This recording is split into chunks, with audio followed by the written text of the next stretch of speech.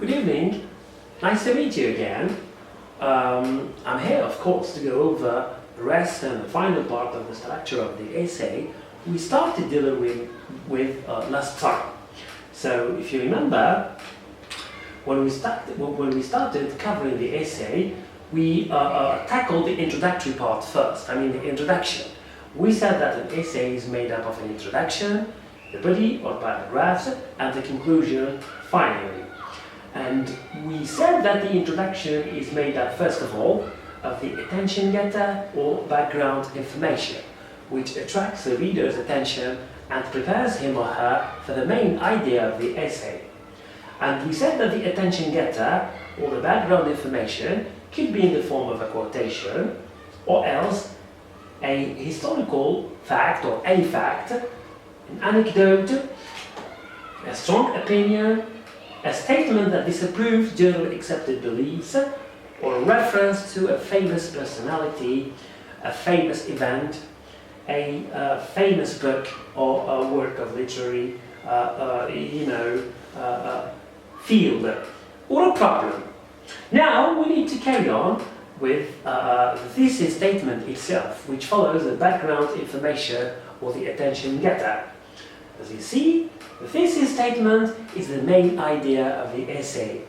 It's what the essay tries to develop as a main idea. For example, we can talk about elections in general, and we limit the scope of our essay, which is the American presidential elections of November. Okay, and we narrow the scope of the main idea or the thesis by saying that the American presidential elections due for November are very, tense these days. So this is the main idea the essay is going to develop. The main idea of the essay or the thesis statement must be very, very simple. It shouldn't be too broad, because if it's too general or too broad, you can't develop just in a single essay. It's going to be too general, and it needs whole books to be developed. Nor should it be too narrow. If it is too narrow, it can't be developed in an essay. It can be developed rather just in a paragraph. So remember, the main idea of the essay or the thesis statement should be neither broad nor narrow.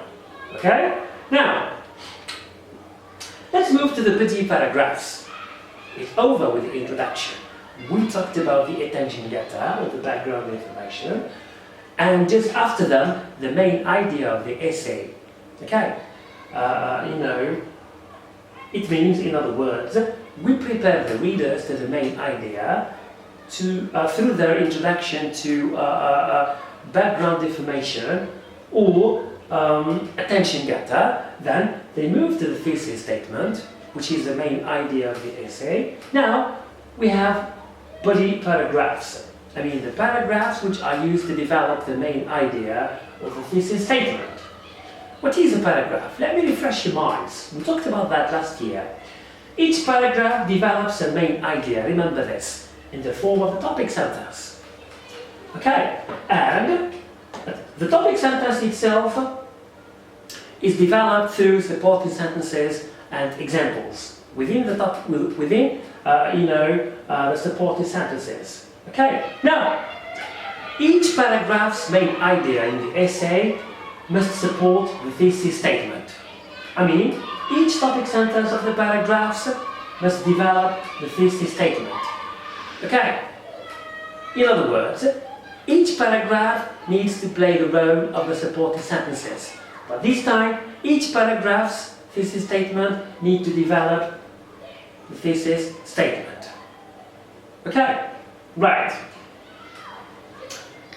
Each body paragraph supports the thesis. That's what we call unity. Okay, let me sum this up. Now we are talking about the body paragraphs. And I said that each body paragraph needs to begin with a topic sentence. The topic sentence is developed through a group of supporting sentences and details. Now, each topic sentence of the paragraph must support the thesis statement. In other words, every paragraph is used in support of the thesis statement or develops the thesis statement. That's what we call unity. Okay? Good. Now, still we are in the body of the essay, the paragraphs, which must all develop the thesis statement. Now, we need to create transition and coherence and logic within paragraphs and between paragraphs. Follow me. Now, effective paragraphs need transitions inside them. Remember what we mean by transitions. These are specific words which are used to create some relationship, between paragraphs and between ideas. Okay, remember, some express addition, some others express consequences, others might express contrast. So these transitions can be used within paragraphs. Okay, this means between supporting sentences to create coherence. Okay, as you see here. Transitions also, and we talked about that when we were dealing with paragraphs. Transitions must be used within sentences themselves. This means within supporting sentences to create a relationship between parts of the sentence. Okay, remember, for example, however, in addition, therefore. So transitions, I say again, must be used within paragraphs, between supporting sentences to create coherence, and between sentences themselves to create some sort of relationship between them. That's not all.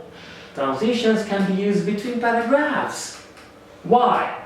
Transitions are used between paragraphs to guide readers through them, to create some sort of logic. We finished writing the first paragraph, we used it to develop the thesis statement, now we move to the next paragraph, and we do that by bridging the gap with the use of a transitional expression. Therefore, we move smoothly to the next paragraph. Okay, so transitions can be used within paragraphs, between sentences, supporting sentences, within sentences, to create some relationship between them, and all through paragraphs or between paragraphs. Is it okay? Alright, now, some examples of transitions. I'm sure that you know them, but by way of illustration, I cite some of them here. First, second, third, also, for instance, for example, and so on and so forth. Right? Now, orders of paragraphs. How do we order paragraphs? This is very important. As we order ideas within paragraphs, we need to order paragraphs within an essay. This is very important. It's nearly the same as what we saw with paragraphs last year. Paragraphs can be arranged in order of importance. What does this mean? From the most important paragraph to the least important paragraph. This means from the most important idea used to develop the thesis statement to the less important idea up to the least important idea expressed in the last paragraph. For example, we talk about the American presidential elections due to take place in November. The first idea, for example, the first paragraph, for example, can be about the role of President Trump to retrieve back his popularity. And we develop this topic sentence through some supporting sentences. That's the first idea to develop the thesis. The next idea, which is less important, is about, for example, foreign policy. Then we move to the last idea, which we used in the third paragraph to develop the thesis statement, is about, for example, ethnic conflicts. Okay, so we can arrange our paragraphs from the most important to the least important, okay, and this creates some logic, right. If it's not in terms of importance, it could be in terms of time, temporal arrangement, or in terms of chronological order. Okay, for example, we can have a main idea expressed in the thesis statement that we need to develop through a series of chronological events. Then we need to follow time sequencing. So the first paragraph used to develop the thesis happens first in terms of time. The next paragraph, in which you can find some events, happen next. And the last paragraph is supposed to happen subsequently. I mean, these events come last. So paragraphs can be arranged chronologically in terms of time. Okay? Then, in some other types of paragraphs, we can have spatial arrangement. What do you mean by spatial arrangement? It comes from the word space. From space we derive spatial. It means place. For example, remember the example of the van we tried to describe last year. We have a main idea about the van expressed in the thesis statement. Then we start developing it through paragraphs within the body. So the first idea, the first paragraph can be a description of the exterior of the van, describing the wheels, the fender, okay? Then, in the next paragraph, we describe the exterior. You see that? Paragraphs are arranged in terms of place, from the exterior to the interior. Right? It could be a combination of the three. Paragraphs could be arranged in terms of order of importance, time, and also space. Refer back to the documents I tried to upload to you, and you will find them developed in details, followed with some exercises by way of illustration. Now,